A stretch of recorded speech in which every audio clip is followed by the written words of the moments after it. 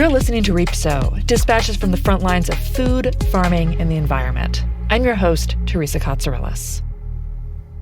In the chaotic first months of Trump's second presidency, the administration's issued dozens of executive orders and policy changes to crack down on immigrant communities. And many of the immigrants they're targeting are longtime legal U.S. residents. Trump administration is also ending deportation protection for nearly 500,000 Haitians in the U.S. Haitian immigrants in our area living in fear, abandoning their own streets and local businesses. Just a few weeks ago, Homeland Security Secretary Kristi Noem stripped hundreds of thousands of Haitian immigrants of their protection from deportation. So this program has been in place for years. We're going to make sure that it's used properly, and that's the president's heart and desire as well. She did that by rescinding an extension of their Temporary Protected Status, or TPS. It's a humanitarian program that gives legal status to immigrants who can't safely return to their home countries because of natural disasters or war. A coalition of immigrants' rights groups is suing the Trump administration over this decision, which they argue is illegal and racially motivated.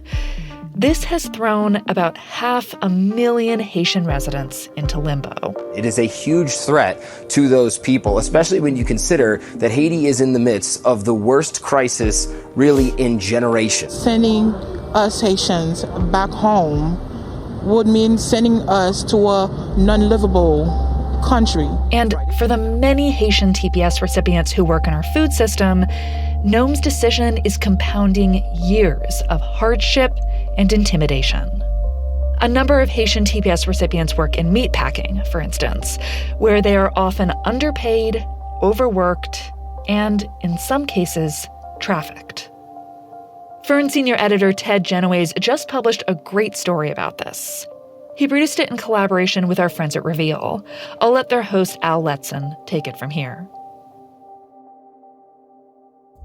From the Center for Investigative Reporting and PRX, this is Reveal. I'm Al Letson. It started with a wrong turn. Mackinson Remy didn't plan to bypass security when he drove into the parking lot of a factory in Greeley, Colorado. He'd never been there before. All he knew was this place had jobs, lots of jobs. Mackinson is originally from Haiti. He's in his 30s with braided hair and a thin beard. He's been living in the U.S. for almost a decade now and recently moved to Colorado Springs.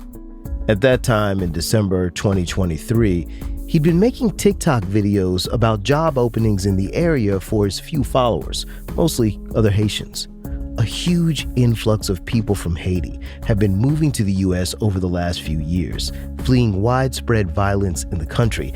And for those with temporary visas, having work can help their case to stay. And that's why, by the time that Mackinson took that wrong turn into that factory, his phone was already out and recording. I said good news for good news because I got an assurance when you're coming, you're going to have a job. The video opens with Mackinson driving through the parking lot, speaking in his native Creole.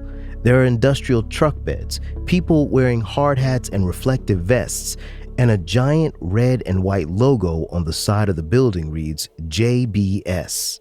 That job, they pay good. They pay like $20, $22, and $23 an hour. Mackinson didn't know it then, but he had stumbled onto one of the biggest meat packing plants in the country, owned by the largest meat producer in the world. If you've eaten a burger at McDonald's recently, or really anywhere recently, there's a good chance the meat came from JBS. Meatpacking work is hard, and Mackinson makes it clear in the video. He tells his followers this isn't a job for lazy people or people who don't like the cold. He adds, speaking English is not a job requirement, and if his followers come, Mackinson says he even knows a place for them to stay. So, if you're interested, I say you can text me, tell me when you want to come, because I'm already know if you can have a job. Magnuson posted the video that night, and when he woke up the next morning, the video has been viral. It had gone viral. Less than a year after Magnuson posted that video, he and JBS would be accused of human trafficking. These accusations are found in reports to multiple government agencies, accusations that reporter Ted Genoways has been investigating for the Food and Environment Reporting Network. He's found that to keep its shareholder profits high, JBS has a track record of recruiting people with fragile roots in the United States. The company has been sued and investigated repeatedly for not treating those workers well. Ted picks up the story from here. Mackinson Remy didn't know very much about JBS when he made the TikTok video. Everything he shared with his followers, he says he learned from Edmond Iba. My name is Edmond Iba. I'm from Benin, West Africa. I work at DBS plant in Greeley in Colorado. This is a promo video of Edmond posted to the JBS Facebook page. There is nothing I can say make my work hard because I'm happy to do what I'm doing. Lots of soft focus and slow motion. It cuts from scene to scene. Edmond driving a van, Edmond walking through the plant, Edmond making coffee. Then it ends with Edmond sitting in an office. I applied to HR course. I speak 7 languages and I can help people come to work for DBS. The video fades to white. Text appears saying, quote, Edmond has helped more than 30 people find a new life path with JBS USA. Now, speaking 7 languages is never not an asset for any job, but it's especially useful at JBS because nearly all the people Edmond has hired are immigrants. There are over 3,000 employees working at the plant in Greeley, and the union representing those employees says between 80 and 90% are immigrants. JBS is hardly unique. Nationally, the meatpacking industry is overwhelmingly dependent on immigrant labor. But Mackinson didn't know this. He says he was even a little surprised when he first met Edmond. So when I met him, it's like, I think he's a white guy. It's like, oh, you look at my people. He said, yeah. So I'm from Benin. I said, oh, nice. I'm from Haiti. Mackinson met Edmond the same day he made the video. And Edmond told him they had 60 jobs on the line available. Jobs slaughtering, butchering, and packaging the meat. He's also the one who told Mackinson about the pay, the benefits, and the fact that workers didn't need to speak English. Mackinson's other videos on TikTok got maybe a few dozen views at most. The one he posted about the JBS job had 35,000 views the next day. And the messages started pouring in. This was way more people than expected, and there are only 60 positions available. So he texts Edmond. I sent the screenshot for him, show him how many people watched the video. But he says Edmond didn't seem at all fazed. He just gave Mackinson a new number of available positions. He said even like 100 or 200 people, he can help them out. This surprised Mackinson, but it doesn't surprise me. Turnover in the meatpacking industry is incredibly high, an estimated 40% each year. That's because the work is grueling and extremely dangerous. That's been the case since the earliest days of industrial meatpacking at the turn of the 20th century. People burn out and are injured all the time. But the Haitians who responded to Mackinson needed work and were enticed by the high pay. Plus, Mackinson had said he could help them find a place to stay, but he had never expected this kind of response. I just scared because when I see a lot of people text me and I didn't know where they're gonna live, so. Soon, he gets a text from Edmond promising that the new hires will be staying at a motel near the plant for 2 weeks, free of charge. So, and after I remember, he called me, he said, hey, listen, we got a place for them. Don't worry, let them come. Let them come. And so they came. Hey, my boss, I'm with the guy. I'm waiting for the other one. I'm at the airport right now. This is a voice memo Mackinson sent to Edmond from the Denver airport. It was December 2023, and he was picking up some of the first Haitians to arrive. boss, you see the last guy I sent it to? This is him ticket. He's already booked the ticket. Edmund directed him to bring everyone to a place called the Rainbow Motel. It sits right off a highway about a mile from the JBS plant. Much like other budget motels, there's not much to it. Tiny rooms, mismatched furniture, some plastic chairs out front.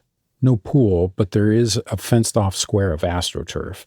And yes, there is a neon rainbow on the roof. There were dozens of Haitians who came to Greeley that first month, and Mackinson quickly became their point person for almost everything. Mackinson says he would sometimes stick around Greeley for a few days to drive people to get anything they needed. Food from Walmart, coats from Goodwill. It was becoming a lot. Boss, this work is hard for me, boss. It's hard. I have to explain everything with them. Here's another one of those voice memos to Edmund. A lot of people want to come in this job, man. I got people, bro. I told you I'm an influencer, bro. That's why they trust me, bro. They really trust me, bro. Mackinson says he would charge each person he picked up at the Denver airport $120 to make the 2.5-hour trip from Greeley and back. He also charged for the rides to Walmart and Goodwill. But Mackinson said what he really wanted was to be hired by JBS, and he asked Edmund to connect him with his boss. He said, okay, no problem. Be patient. When the second group came, I talked to him about the same thing. He told me the same thing. You have to be patient. So. And were you being paid by JBS? Nothing. JBS never paid me for anything. And still, people kept coming. 100, 200, more. Even though Mackinson was frustrated with Edmund and JBS, he kept telling himself that at the end of the day, he was doing something good, helping his fellow Haitians find a better life. People like Auguste. That's not his real name. We've given him an alias because he's worried about retaliation from JBS. Auguste came to the U.S. from Haiti in 2023. The country has been unraveling for years, and analysts estimate that 90% of the country is now ruled by violent gangs. Auguste feared for his family's safety, for his own safety. He had to leave. He calls it an epic experience, and by all accounts, it was. He first flew to Brazil in March 2023 and set off north, traveling across 10 different countries. The journey included crossing the Darien Gap, a 60-mile expanse of thick rainforest at the Colombia-Panama border. Auguste walked thousands of miles. He says he slept on the jungle floor, woken up by the sounds of wild animals in the night. Auguste tells me he was always on guard because people warned him of armed thieves along the way who would rob people or worse.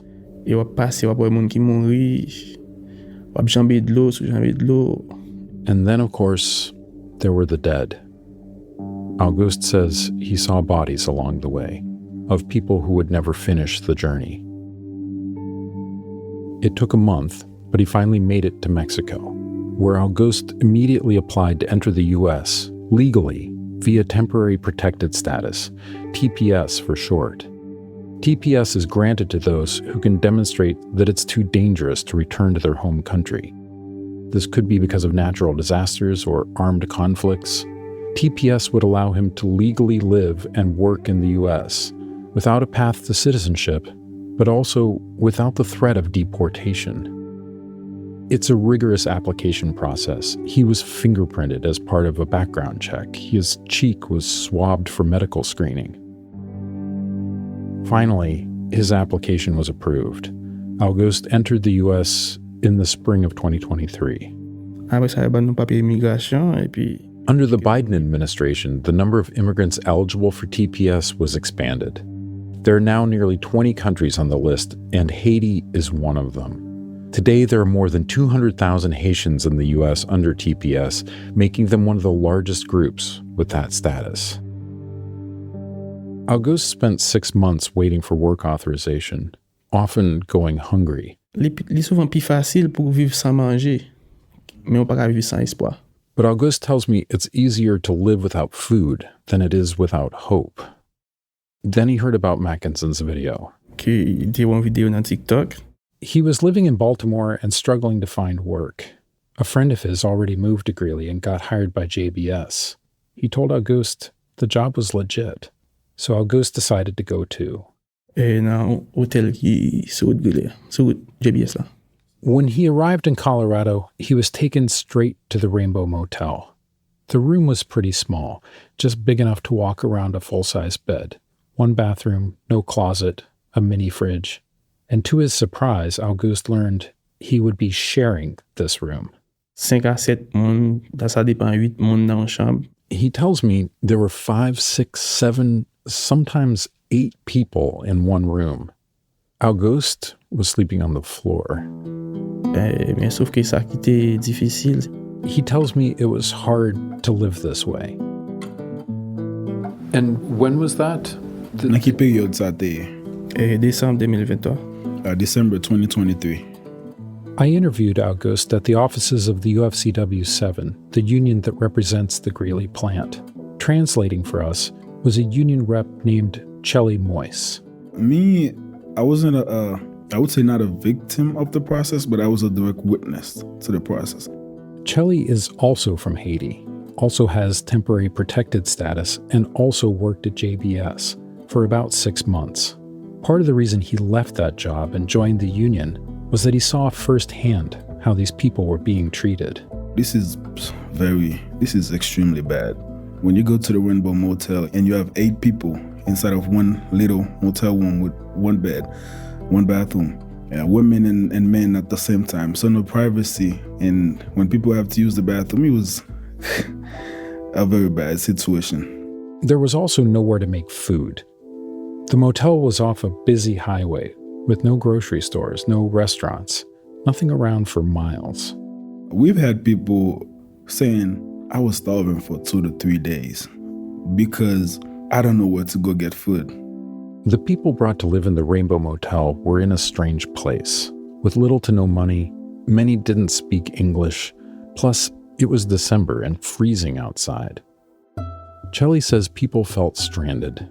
The motel has 17 rooms, and at the peak, Mackinson counted over 100 Haitians staying there at once.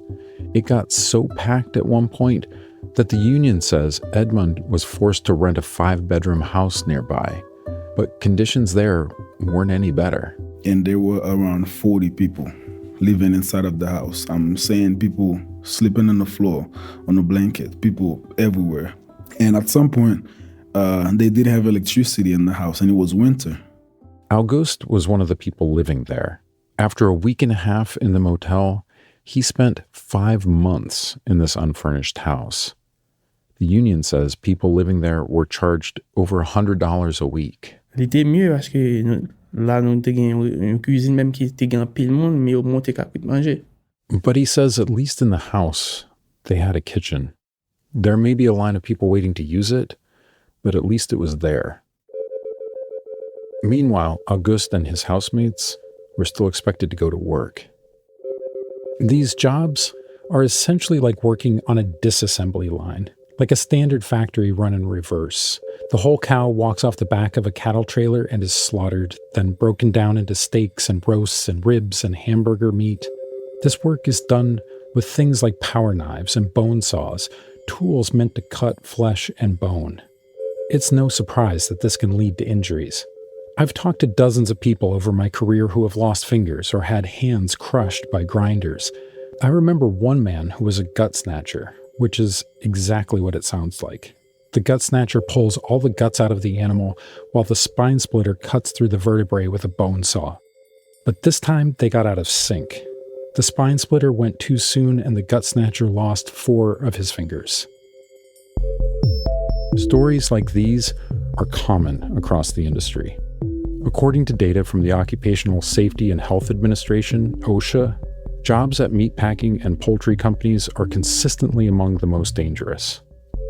Workers at JBS and their union say the speed of the line makes serious injuries like amputation more commonplace. But the profits that companies like JBS make depend on how much meat they remove and how fast.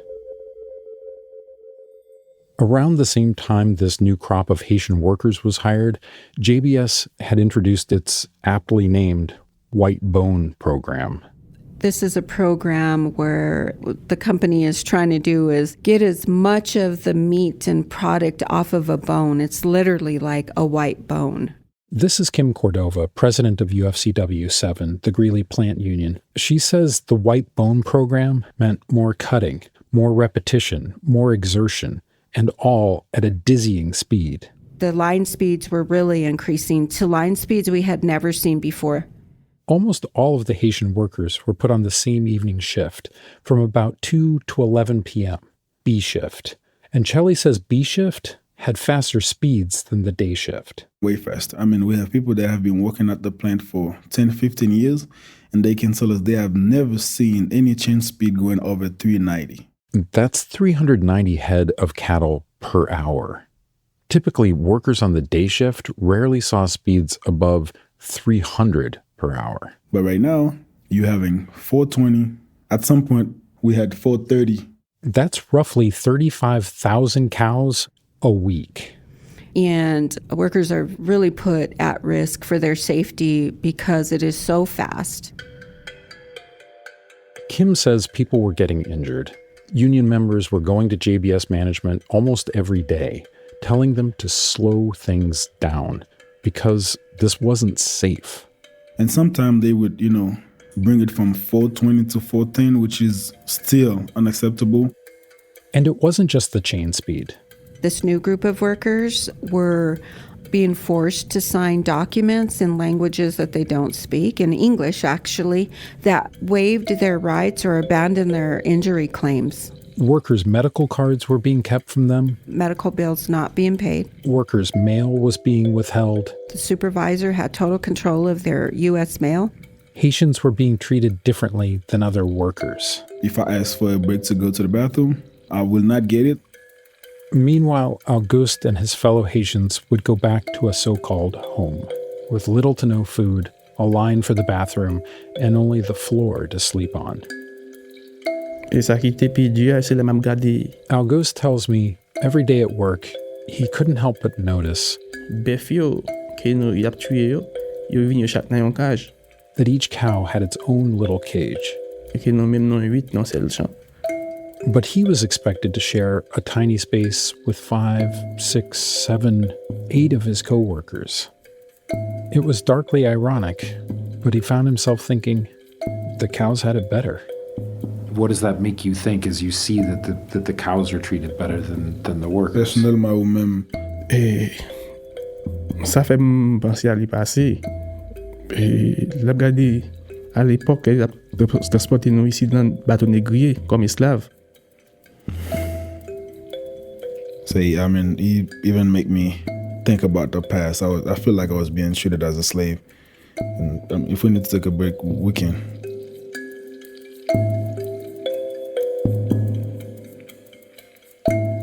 Coming up, JBS is forced to respond.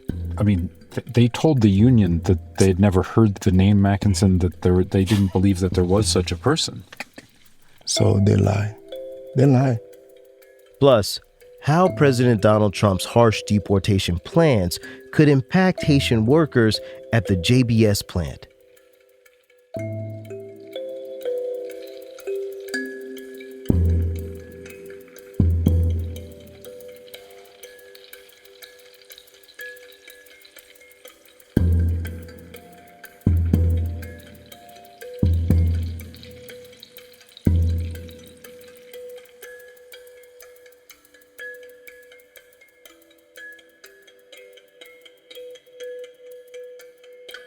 From the Center for Investigative Reporting and PRX, this is Reveal.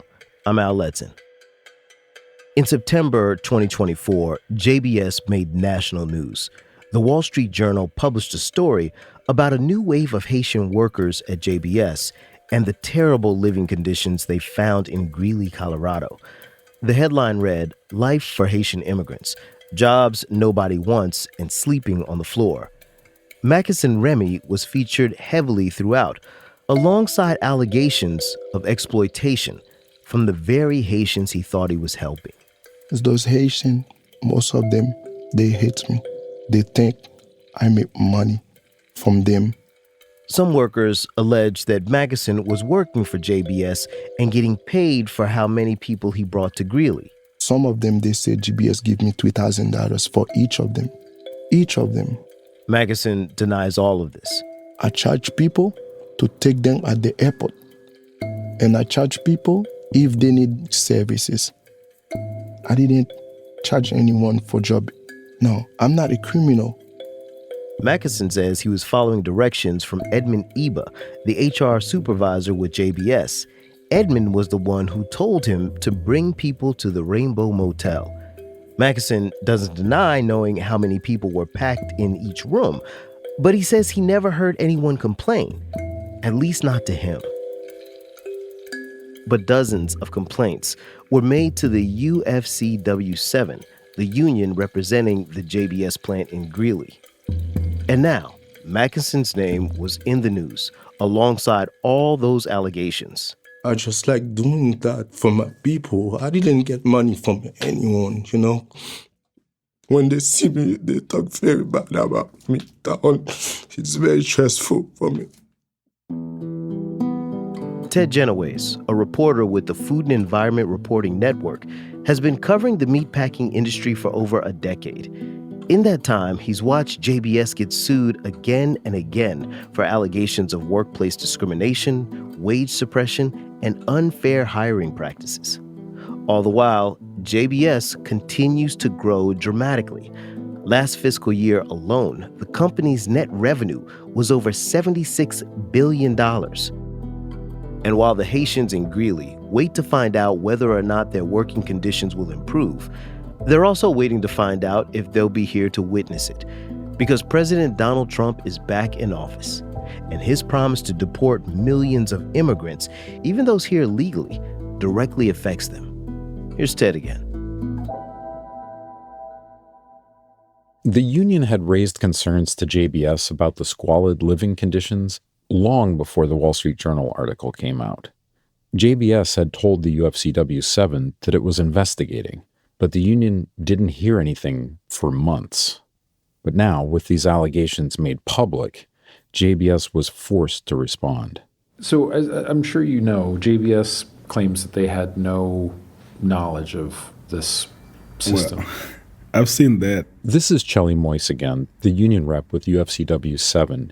The spokesperson from JBS that said any allegations are completely unacceptable. This is the exact word that I think I've seen online. Here are the exact words that a spokeswoman for JBS sent in an email to the Wall Street Journal. She said the company found, quote, reports about living conditions unacceptable and alarming. What exactly is unacceptable? Is it the allegations or the actual situation that was going on? In that same email to the Wall Street Journal, JBS says it wants all of its employees to have access to safe housing. The company fired the 2 HR managers above Edmund, presumably the people who had given him the go-ahead to book the Rainbow Motel. And Edmund was moved to a different facility. The company says it also put in new training programs that teach employees about proper recruitment. JBS maintains that their leadership didn't know what was happening at the Rainbow Motel. Something Chelly finds really hard to believe. It is really hard for anyone from JBS to deny what was happening when they had someone from that plant supervising those people every day, assigning them room and, filling out application for them. It is really hard for you to deny when you're directly involved like that. I've seen the texts to Mackinson that prove at least Edmund knew. If JBS said they didn't know anything about the motel, they lie. I got the text message from Edmund. Edmund asked Mackinson who was being checked into the Rainbow Motel. Mackinson replied with 6 names to a room. At one point in January 2024, Mackinson sent a list of nearly 50 people staying in 9 rooms. Mackinson made many trips to the JBS plant. He says he even had an entry badge. He's in group photos at company work events. But after the Wall Street Journal article came out, Edmund abruptly cut ties with Mackinson. I tried to reach Edmund many times, even dropping by his house. Edmund? I'm Ted Genoways. This is my wife, Marianne. We were just hoping to talk to you for a few minutes if you've got time. I get your text message. I will gonna respond to you. Trust me, we will have a conversation. He never got back to me, and instead directed me to a company spokesperson. JBS did eventually send me a short email in response to the many questions I sent them from my reporting. Their statement repeats much of what they sent the Journal. They want all employees to have access to safe housing. They've hired new HR leaders and put in place new recruitment training programs. The company says they've taken the situation very seriously, but ultimately deny any involvement. JBS says it conducted 2 separate investigations and, quote, no substantiated evidence was provided that tied Edmund Iba or company leadership to the claims outlined by the union. They did not respond to the fact that I've seen the text messages and phone calls between Edmund and Mackinson. JBS just underscored that Mackinson never worked for the company, and after the, quote, alarming allegations came out, they say they banned him from the plant. In response to the reports of dangerously fast line speeds, JBS simply said it follows the law. The email ends with, quote, at JBS, we have best-in-class workforce eligibility, safety, and compliance standards. But the union is still demanding answers. Here's Kim Cordova again, president of the UFCW 7. We have been dealing with what we believe is human trafficking and exploitation of these workers. In 2024, the union filed complaints with the Occupational Safety and Health Administration, OSHA, and the National Labor Relations Board alleging exactly that. Kim says these Haitian migrants at JBS were brought here under false pretenses. They were promised a job and a place to stay. But the job wasn't just hard, it was unsafe. And this wasn't proper housing. They were sleeping on the floor of a tiny motel room with a bunch of strangers, sharing one bathroom and little to no food. The complaint calls this abuse of workers. And it says that JBS's investigations into this treatment were, quote, a whitewash. And Kim believes she knows how we got here. I mean, the one thing COVID did was shed the light on what I call the dark secret of the packing industry. You know, it exposed everything. Back during the pandemic, U.S. meat workers were considered essential. After meatpacking plants across the country were forced to close, then President Trump ordered them to reopen. And so, even though the JBS plant in Greeley didn't have COVID safety protocols in place, it brought workers back to the line. OSHA fined JBS for, quote, failing to protect employees from exposure to the coronavirus.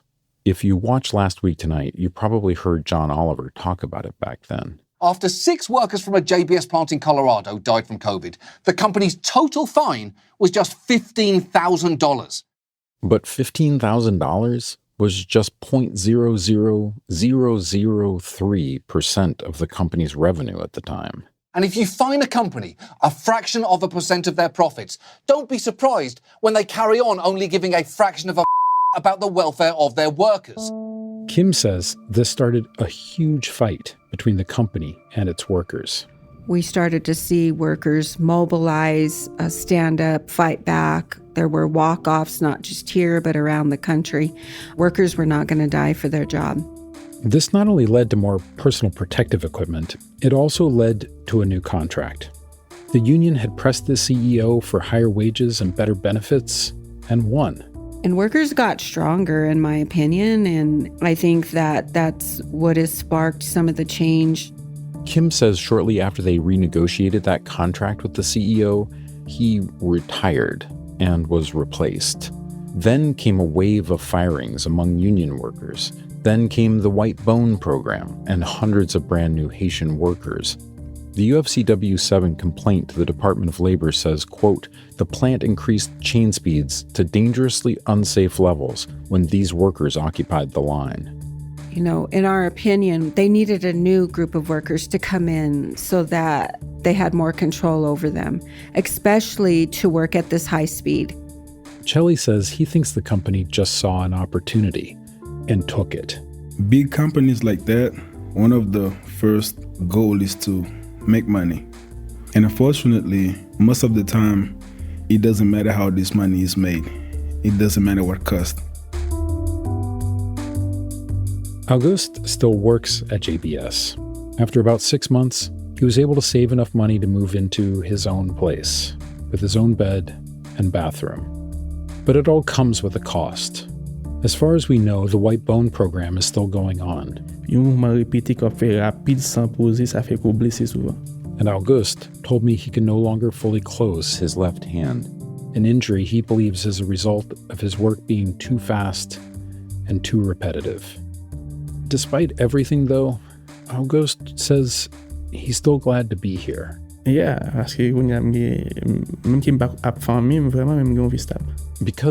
his life is stable now, and he just hopes things continue to get better. Then came the second Trump administration. We will begin the largest deportation operation in American history. Trump promises to deport an unprecedented 15 to 20 million people. He has said he will direct federal agencies to go after undocumented immigrants, but he's also promised to go after immigrants here legally by ending programs like temporary protected status. So you would revoke the temporary protected status? Absolutely. I'd revoke it and I'd bring them back to their country. What if they won't receive them, They're not? Well, they're going to receive them. They'll receive them. If I bring them back, they're going to receive them. Okay. Going back to Haiti is a death sentence, really. Chelly Moise again. The biggest issue is not the deportation itself. The biggest issue is what is going to happen after the deportation, because most of us, not to say all of us, we left the country obviously because it was very bad. And you're talking to some members at the plant and they are telling you, man, my cousin just got killed today and my family members, they just burned some house. So it's getting worse every day. You really don't know where it's gonna get. It's really bad. The man in charge of Trump's deportation policy is immigration hardliner Stephen Miller. Miller has said that his goal is to arrest and deport as many immigrants as he can at one time.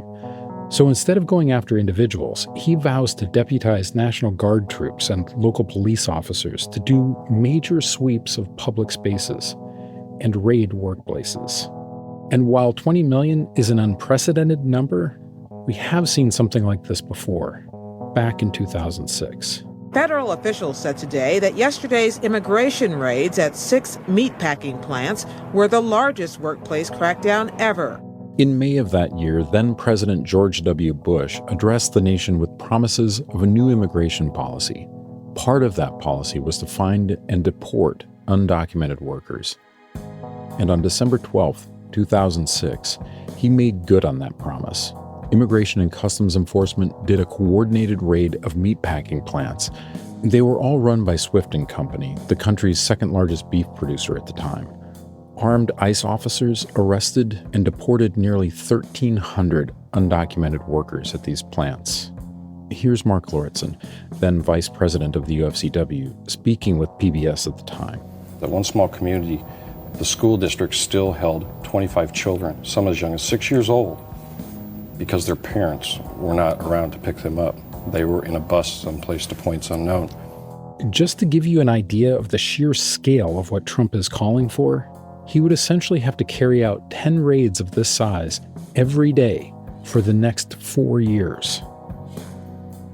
The Swift plants were located all across the country, places like Cactus, Texas, Grand Island, Nebraska, Marshalltown, Iowa, and Greeley, Colorado. In the Greeley plant alone, 220 undocumented workers were detained. After the raid, production came to a screeching halt, and though they were able to get things moving again, it was never back at the level it was before the raids. Within a year, Swift was forced to shut down and sell the plant. The buyer? JBS. And now you have to wonder, will JBS and the thousands of immigrants it employs meet a similar fate? This workforce is an immigrant workforce. Union President Kim Cordova again. She says at one point there were 57 languages spoken at the Greeley plant alone. JBS is the largest food producer in the world. The industry would collapse without these type of workers. The Trump campaign promised it would lower grocery prices, but deporting the workforce that meatpackers depend on would halt processing at every stage of the supply chain, from feedlots to the packing house floor. This would drive up prices for Big Macs and Outback steaks, but also for chicken breasts and pork chops at grocery stores. Chelly says that's why deporting all these people doesn't make any sense. I feel like us, the immigrants, we are a good part of the economy. Like I say, most of the jobs that we are doing, people who were born in this country are not in line to do those jobs. I mean, they're not actively looking to do those jobs. This is why Chelly says he's confused. If mass deportations hurt not only JBS, but the economy as a whole, why do it? He says he's left with only one answer. I think it's just hatred against people with different skin color, because that's the only logical thing that I can actually see. Deporting everyone, I don't see how it can benefit, honestly. I don't see. Chelly's temporary protected status was extended under the Biden administration until February 2026. But he doesn't know what he'll do after that. Neither does Auguste. All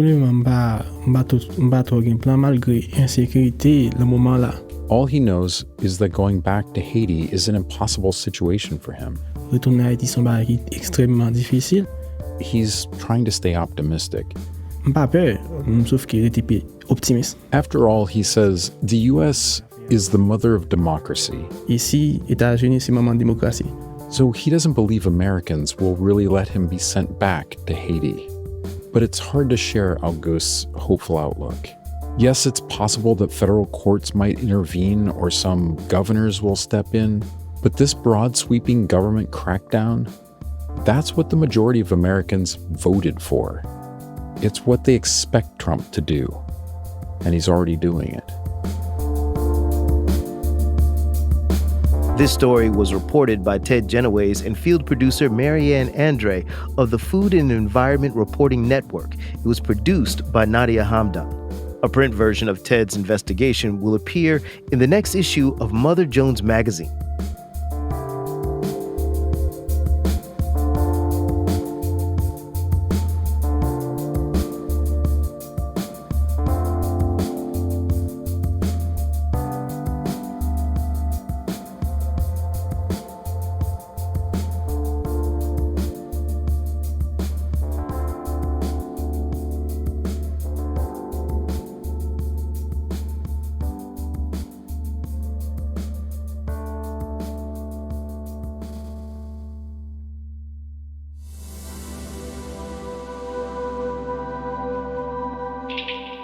REAPSO is a production of the Food and Environment Reporting Network. Our executive producers are Theodore Ross, Tom Laskaway, and Brent Cunningham. Our sound engineer is Lauren Newson. I'm your host, Teresa Katsourelis. Special thanks to Reveal for their work on this episode. Reveal's lead producer for this show was Nadia Hamdan. Field production in Greeley, Colorado was done by Marianne Andre. Jenny Casas edited the show with help from Maddie Oatman. Special thanks to Florence Rousier for help with translation. Eamon Whalen and Ruth Marai did the fact check. Legal review by James Chadwick. Reveal's production managers are Stephen Rascone and Zalema Cobb. Score and sound design by Jim Briggs and Fernando Arruda. They had help from Claire Mullen. Reveal's interim executive producers are Taki Telenides and Brett Myers. Their theme music is by Camerado Lightning. For more independent nonprofit reporting at the intersection of food and the environment, check us out at www.thefern.org.